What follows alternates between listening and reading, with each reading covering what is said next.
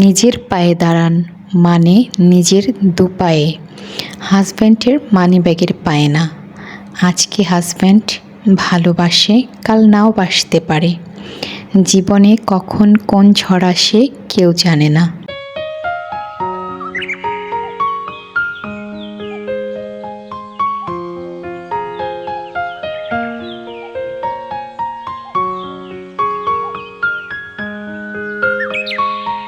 আসসালামু আলাইকুম।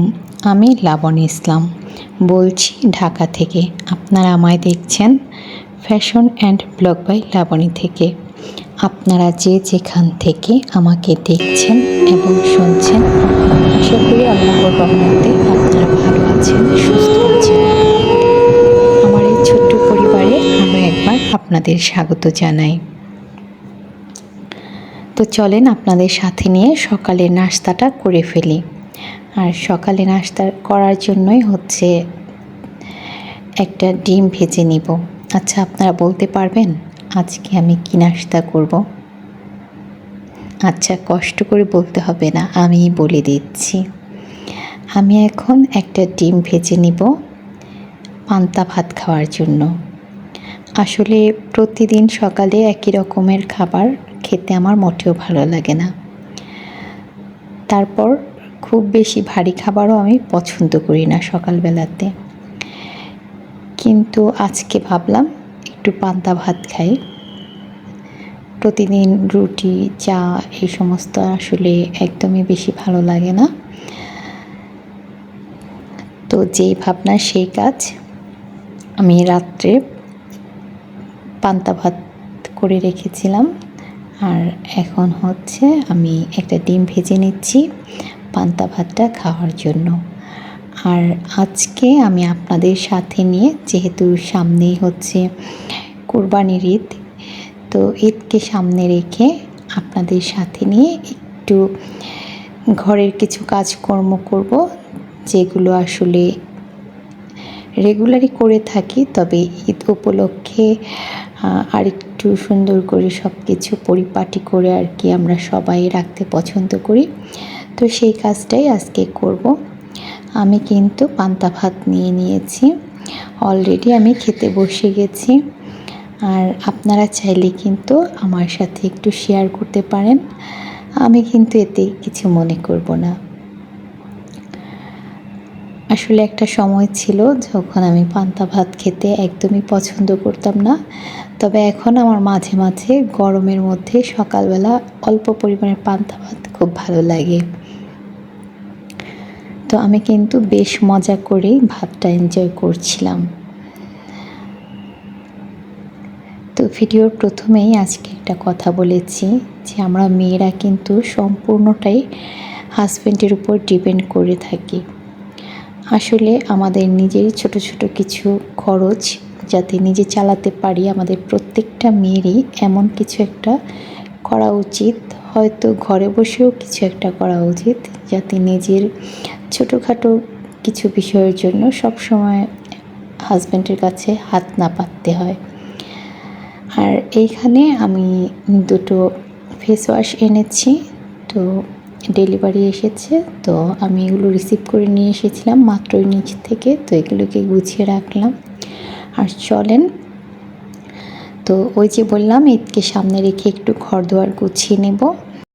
আমি হচ্ছে আজকে সকালের কাজকর্ম সেরে নেওয়ার পর সম্পূর্ণ ঘরটাকেই হচ্ছে ঝেড়ে নিয়েছি। তো আর ঘর ঝাড় দেওয়ার পর কিন্তু হয় কি, যে প্রচণ্ড ধুলাবালি সব কিন্তু এই ঘরের অন্যান্য জিনিসের উপর পড়ে সব কিছু নোংরা হয়ে যায়। তো এর জন্য আমি প্রথমেই হচ্ছে আমার বেডরুমটা গুছিয়ে নিয়েছি, আর এখন হচ্ছে একে একে সব কিছু গুছিয়ে নিচ্ছি। আর এখানে একটা জিনিস দেখাচ্ছি আপনাদের, আমার প্রত্যেকটা একটা লিপস্টিকের মাথাও নেই। প্রতিটা মাথা আমার মেয়ে ভেঙে ভেঙে রেখে দিয়েছে। তো মেয়ে বাচ্চা থাকলে যা হয় আর কি। আর চলেন, ঘর তো ঝেড়ে নিয়েছিলাম, কিন্তু ঘর ঝাড়ার পর যে ধুলাবালিগুলো পড়েছে তো সেগুলো এখন একটু ক্লিন করে নিচ্ছি। আসলে ঘর ঝাড়াটা আমি আপনাদের সাথে শেয়ার করিনি। ঘর ঝাড়তে গেলে এমনি আমার মুড অফ থাকে, আমার ঘর ঝাড়াটা সমস্যা মনে হয়। তো ঘর ঝাড়ার পর যেই আলগা ধুলা পড়েছে সব কিছুর মধ্যে, সেগুলি এখন একটু মুছে পরিষ্কার করে নিচ্ছি। আসলে এই সমস্ত কাজ তো প্রতিনিয়ত করা হয়, তবে ঈদকে সামনে রেখে আরেকবার করে নিচ্ছি।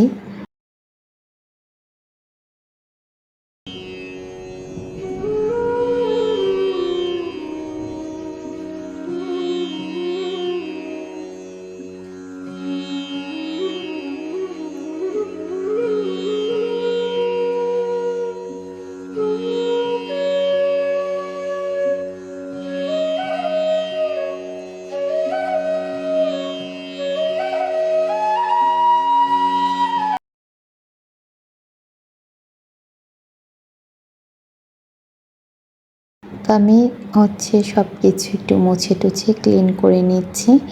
এরপর কিন্তু আমি আমার ফ্রিজটা ক্লিন করব। আমি ফ্রিজটা বন্ধ করে রেখেছি ক্লিন করার জন্য। আর ফ্রিজটা একটু বরফগুলো নরম হবে, এর জন্য আমি এই সুযোগে এই কাজগুলো করে নিচ্ছি। আর এই কাজগুলো কিন্তু আমি সন্ধ্যার দিকে করছি, কারণ দুপুরে তো অনেক বেশি কাজ থাকে, রান্না বান্নার একটা প্রেশার থাকে, সেই সাথে ঘরের অনেক কাজ থাকে। তো এর জন্য আমি সন্ধ্যার সময়, এখন এই সময়টা একটু কাজটা কম থাকে, ফ্রি থাকি, তো এই সময়ই আমি এই কাজগুলো করে নিচ্ছি। আর দুপুরে আমি যখন ঘর ঝাড় দিয়েছিলাম তখন কিন্তু আমি ঘর ঝাড় দিয়ে দিয়েছি। আর আমার যে কাজের আপা আছে উনি কিন্তু আমি ঘর ঝাড় দেওয়ার পর উনি ঘরটাকে ঝাড়ু দিয়ে তারপর মুছে দিয়ে গেছে। আর এখন আমি ওই ঘর ঝাড় দেওয়ার পর যেই আলগা ধুলোগুলো পড়েছিল সেগুলো একটু ক্লিন করে নিচ্ছি। আসলে আমাদের মেয়েদের সংসারে কাজের কোনো শেষই নেই। যেখানে চোখ যায় একটু ময়লা দেখলে ইচ্ছে করে যে ওই সময়ই এই জিনিসটা পরিষ্কার করে ফেলি। আচ্ছা, আমি না একটা কথা বলতে সবসময় ভুলে যাই। আমি তো জানি না আপনারা কে এখনও আমায় দেখছেন।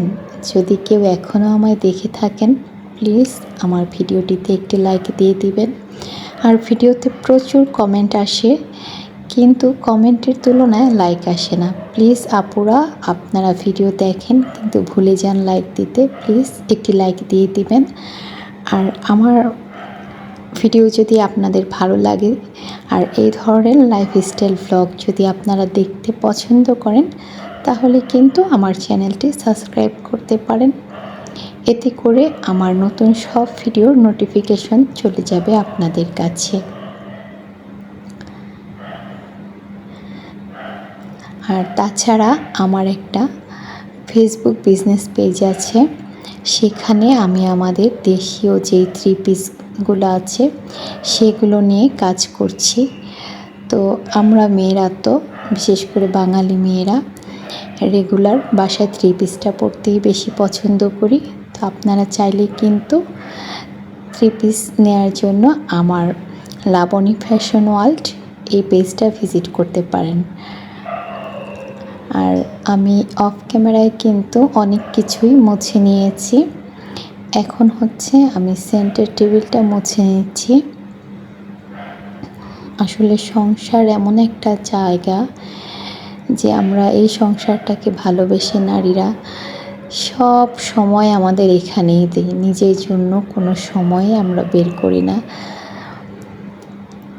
তারপরও আমাদের নিজের জন্য একটু সময় বের করা উচিত, নিজের পছন্দের কিছু একটা কাজ করা উচিত, যেটা থেকে আমরা সামান্য কিছু আর্ন করতে পারি এবং নিজের একটা ভালো লাগার জায়গাও তৈরি করতে পারি।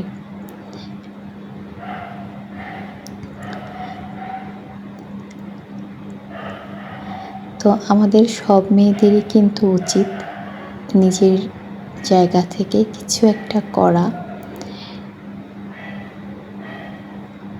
আসলে একটা মেয়ের নিজের বলতে যদি কিছু ক্যাশ টাকা থাকে বা নিজের ছোট্ট মান্থলি একটা রেগুলার ইনকাম থাকে, তাহলে সে কিন্তু নিজেকে স্বনির্ভর মনে করতে পারে।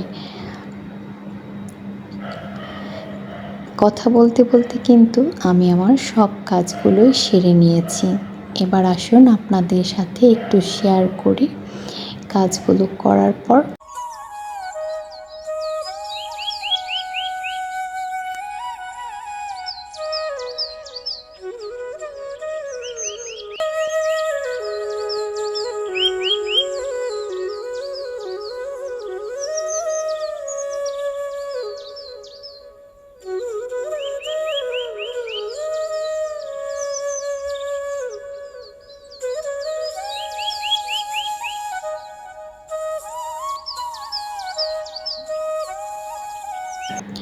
আসেন এখন আমরা একসাথে ফ্রিজটা পরিষ্কার করে নিই। এই যে দেখেন আমি আস্তে আস্তে বরফগুলো হাত দিয়ে বের করে নিচ্ছি। আমি কিন্তু ফ্রিজের মধ্যে বরফগুলো একদম মানে গলিয়ে পানি করে ফেলিনি। আমি সবসময় ফ্রিজটা বন্ধ করে রাখি। এরপর যখন হালকা একটু বরফটা দেখি নরম হচ্ছে, তখন হাত দিয়ে বরফগুলো উঠিয়ে ফেলে তারপর ফ্রিজটাকে মুছে ফেলি। আর আমার ফ্রিজটা তেমন বেশি একটা নোংরা হয়নি, কারণ আমি কিছুদিন পর পরই হচ্ছে ফ্রিজটা ক্লিন করি। তাছাড়া কিছুদিন আগে আমি আমার কাজের আপাকে দিয়ে ফ্রিজটা ডিপ ক্লিন করিয়েছিলাম। তো যখন আমি পারি তখন আমি হালকাভাবে অল্প বরফ যখন থাকে তখন আমি হালকাভাবেই পরিষ্কার করে ফেলি। আর যখন দেখি একটু বেশি বরফ জমে গেছে তখন আপাকে দিয়ে কাজটা করাই। তো আমার কিন্তু একদম অল্প সময়ে আমি ফ্রিজটা পরিষ্কার করে নিয়েছি, যেহেতু আমার ফ্রিজটা তেমন একটা ময়লা ছিল না। আর নর্মালটা আমার এখন তেমন একটা প্রয়োজন নাই পরিষ্কার করার। তো আমি ডিপটাকে পরিষ্কার করে নিলাম।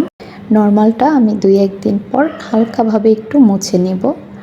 তো আমি সব কিছু কিন্তু সুন্দরভাবে গুছিয়ে রেখে দিচ্ছি। আর আমি সব সময় আমার ফ্রিজের এই উপরের তাকটা ফ্রোজেন খাবারগুলো রাখার জন্য ব্যবহার করি। আর একদম যে নিচের তাকটা আছে সেটাতে মাছ মাংস রাখি। আর মাছ মাংস যখন একটু বেশি হয়ে যায় তখন এই মিডলের তাকটাতেও রাখি।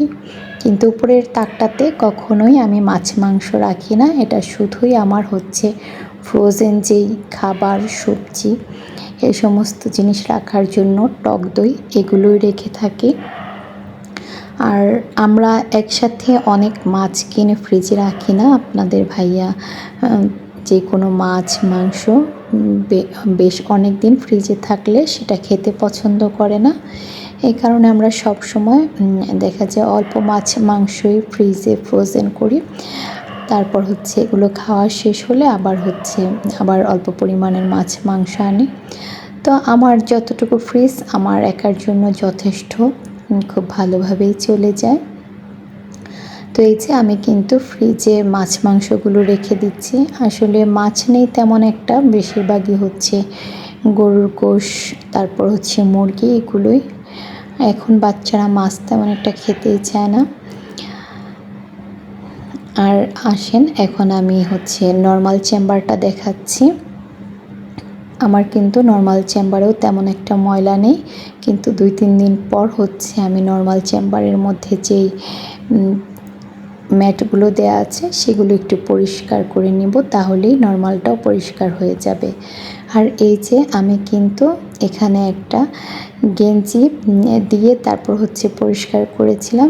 এখন সেই গেঞ্জিটা দিয়ে এই জায়গাটা মুছে নিচ্ছি। তো আমি কিন্তু খুব সুন্দরভাবে অল্প সময়ে আমার ফ্রিজটা পরিষ্কার করতে পেরেছি, কারণ আমি কিন্তু ফ্রিজটাকে অনেক বেশি নোংরা রাখি না কখনোই। অল্প একটু বরফ জমলেই আমি আমার ফ্রিজটা ক্লিন করে ফেলি। এই কারণে কিন্তু খুব অল্প সময়ে আমি ফ্রিজটা পরিষ্কার করেছি। আর সব সময় ফ্রিজ ধোয়ার সময় একটা জিনিস লক্ষ্য রাখবেন, কখনোই ফ্রিজের মধ্যে জমানো বরফটাকে গালিয়ে পানি করে বের করবেন না। চেষ্টা করবেন বরফটা হালকা একটু গলা শুরু করলেই তখনই বরফটাকে আপনি কোনো কিছুর মাধ্যমে বা হাতে একটা গ্লাভস লাগিয়ে বরফটা হাত দিয়ে উঠিয়ে ফেলে দিতে, এতে করে আপনার কাজ করতে সুবিধা হবে, কষ্ট কম হবে। তো অনেক তো কথা বললাম, তো এখন আসেন আমার কিছু 3 পিস আপনাদের সাথে শেয়ার করি। তো এই 3 পিসের ছবিগুলো কিন্তু আমার পেজে দেওয়া আছে, আপনারা চাইলে আমার পেজটি ভিজিট করে দেখতে পারেন। তো ভিডিওর এ পর্যায় থেকে আমি কিন্তু আপনাদের কাছ থেকে বিদায় নিয়ে নিচ্ছি।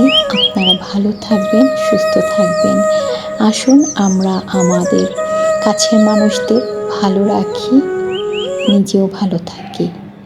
আল্লাহ হাফিজ।